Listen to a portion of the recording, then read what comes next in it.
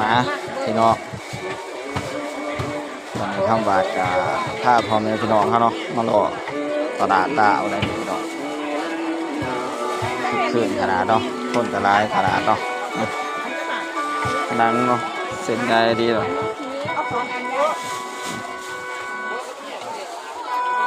บรรยากาศเนาะที่ตลาดล่าบางบ่อนเนาะพี่น้องเนาะ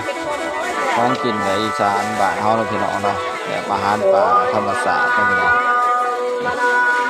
คนเพิ่นมารอซื้อของกระไรขนาดเนาะคึกคืนขนาดเบิ่ง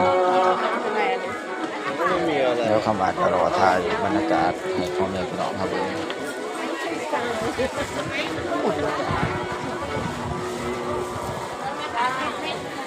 ตามท้องตลาด